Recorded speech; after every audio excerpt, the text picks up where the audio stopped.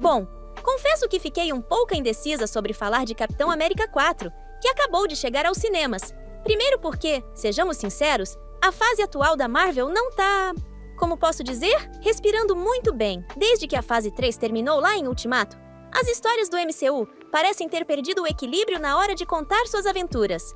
E, para ser bem realista, nem levantam pontos de vista tão interessantes assim para serem analisados.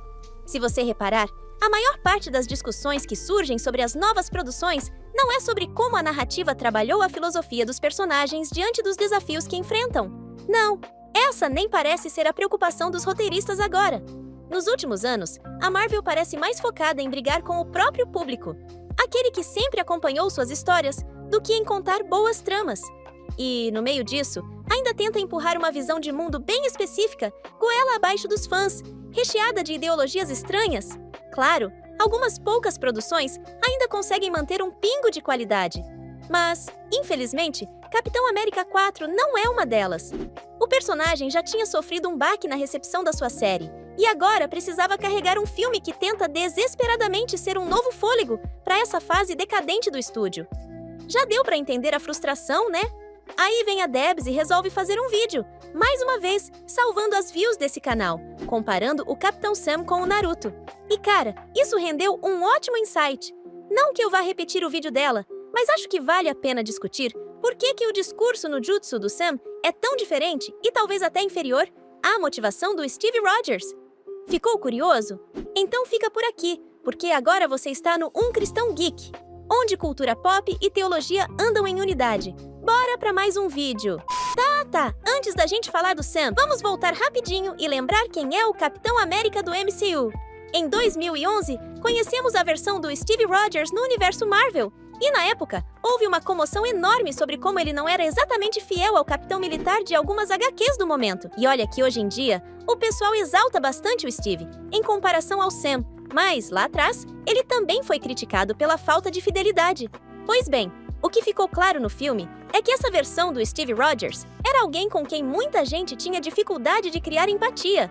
Não porque era mal escrito, mas porque era difícil de se conectar com um personagem como ele. Afinal, Steve era bondoso, paciente, compassivo e heróico.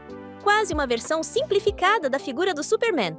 Outro herói com quem o público tem dificuldade de se relacionar. Toda a jornada do Steve foi sobre mostrar como um garoto franzino do Brooklyn, que se alistava inúmeras vezes no serviço militar sem ter a menor condição para isso, poderia se tornar o pilar moral dos Vingadores. Apesar de toda a proeza física que ele desenvolveu ao longo do tempo, o mais importante era o seu crescimento como pessoa. Só depois disso, ele passa a ter impacto na vida dos outros personagens e, consequentemente, do público. Por isso, essa versão do Capitão sempre teve a sabedoria como seu traço mais marcante. Ok, ele tinha seus momentos de moleque com o Tony Stark, mas isso fazia parte do crescimento dos dois como amigos e rivais.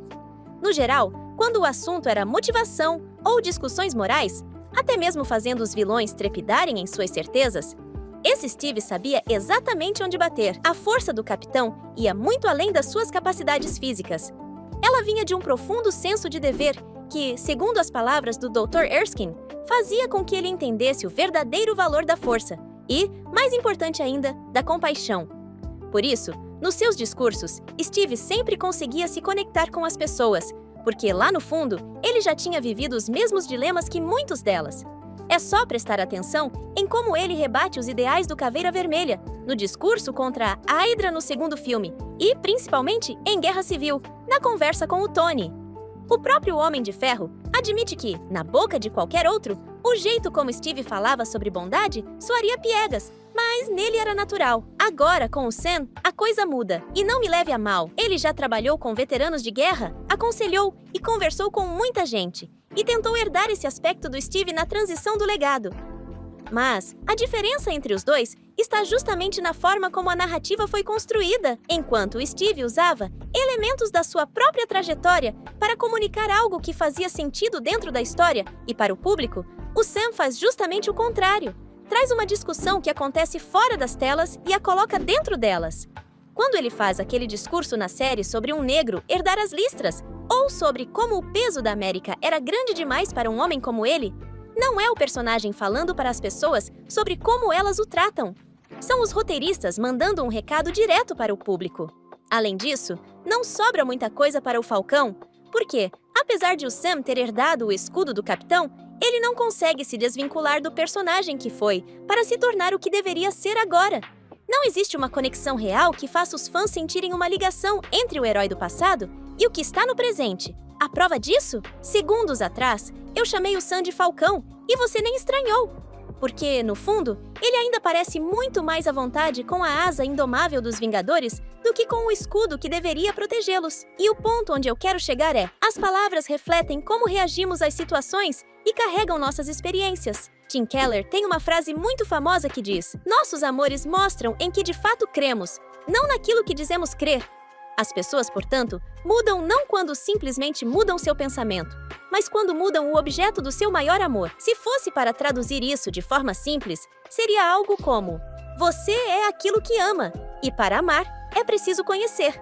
Amor é algo que define muito bem o Capitão América de Steve Rogers. Seu compromisso com a justiça e seus ideais não era apenas um discurso bonito, mas algo que ele vivia diariamente, muitas vezes colocando-se em risco sem hesitação.